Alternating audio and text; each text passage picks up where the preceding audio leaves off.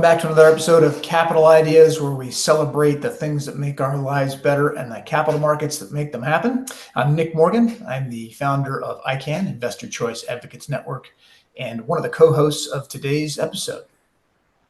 Thanks, Nick. And I'm Dara Albright. I'm the co-host of Capital Ideas and a proud board member of ICAN. And today we would like you to please welcome Chris Nanda to today's episode. Chris is the Director of Growth Tech at Fundrise, a leading real estate investment fintech platform, now with over 385,000 active investors and over 360 million in net dividends earned by investors. Chris, I've been following the Fundrise story since the early years in fintech, and your mission actually to empower smaller investors is something that always has resonated with me. I'm so glad to see so much success that the company has had. And I thought that maybe you could start with sharing a little bit of Fundrise's founding story and mission. Yeah, totally. Yeah, very excited to be here. So thank you guys for having me.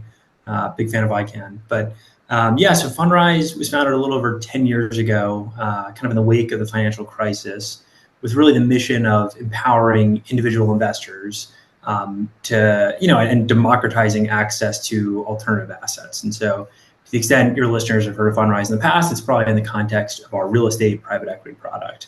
That's a product that allows individual investors, both accredited and non-accredited, to participate in real estate private equity as an asset class with a really low minimum investment in a tech-forward way. So if you think about something like Blackstone, which probably everyone here has heard of, the sort of minimum investment there is can be $1 million, right?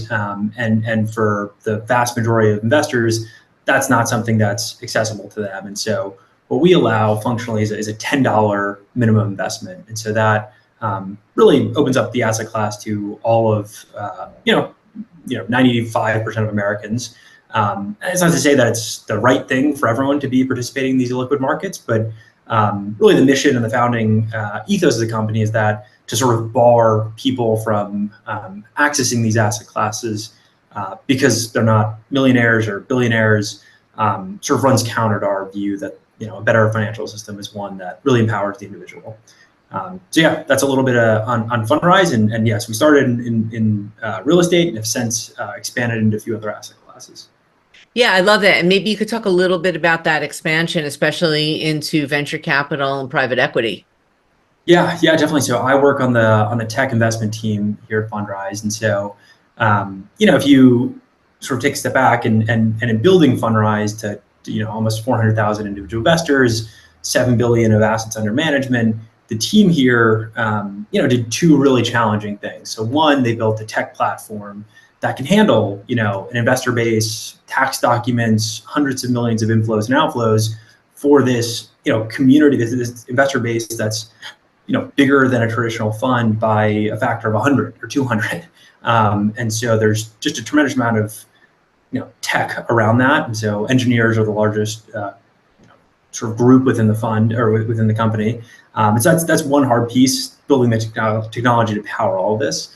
And the second hard piece is really something up both of your alleys around sort of pioneering the regulatory approach that made this feasible and unlocked this for individual investors. And so there's been a lot of regulatory evolution over the course of the 10, 12 years of the company. But we've through that we've built a lot of legal know-how, operational know-how on how to operate these funds at scale. And so those two innovations, the technology and the regulatory approach, the team felt like, hey, those aren't specific to real estate, right? And there are other asset classes that have similar attributes to real estate, right? Attractive, uncorrelated returns, but are still inaccessible. And so the idea is to sort of apply those two skills into other asset classes that our investors want. So the sort of next asset class for Fundrise was really venture capital. And so that's where we've expanded into. We launched a fund about 1.5 years ago.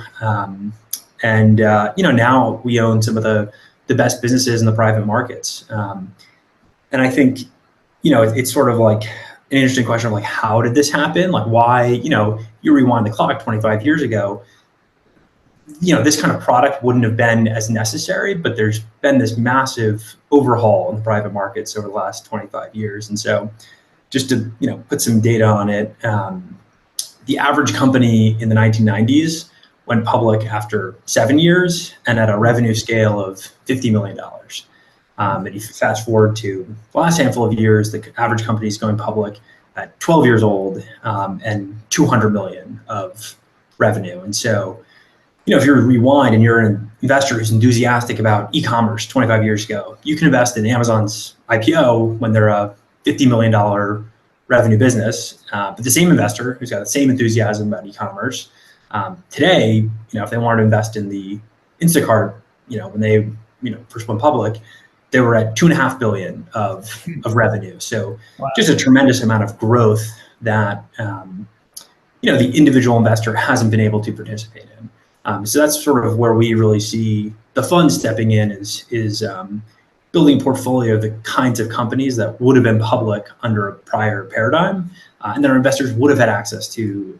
There's really high growth, exciting period of a company's life cycle, but just as a function of a handful of changes, companies are staying private longer, and they haven't been able to access that. So that's kind of been the impetus and the reasoning behind the venture fund. Wow, that's really helpful, Chris. Thanks for the overview. You mentioned a couple of times some regulatory burdens that have been addressed by Fundrise's model. Can you talk? It's obviously a subject that's near and dear to our hearts at ICAN. Can you talk a little bit about what those regulatory burdens are? Yeah, so I can probably talk about it most on the venture side, but there have been a handful of iterations of the model. But I think I guess maybe before going into that, I think one sort of challenge for us is, we have to apply a lot of resources to overcoming the sort of legal and operational challenges of running these, publicly registered funds. And so, relative to a startup, we're a startup at Fundrise. And so a similar size startup does not have the level of sophistication around legal. And that obviously comes with, we've got really strong folks around the legal team, but that's expensive, and so there's and it's hard to do. And so there's a lot of friction associated with auditing all this, materials. And then, from my perspective on the investment team, you're making an investment in a company, and you sort of have to explain a little bit of the fund structure, right? And so normally that's something that you can the company doesn't have to be aware of, and so anything that kind of makes you stick out there, it's just a source of friction as well. And so, in our case, we think it's also an advantage because we're bringing, hundreds of thousands of individual investors, and then the sort of the power of that crowd behind us to the company. So, we think it's an advantage, but it still takes work to sort of explain it. And so, I think that there's friction associated with that as well. Yeah. Wow. Well, what a great model, and what a way to address the issues and open up the capital markets to everyday investors. Love it. Well, Dara, Chris, I think we'll probably leave it there for now. And in the meantime, everyone, thank you for joining. And if you want more information, you can go to icanlaw.org. Thank you.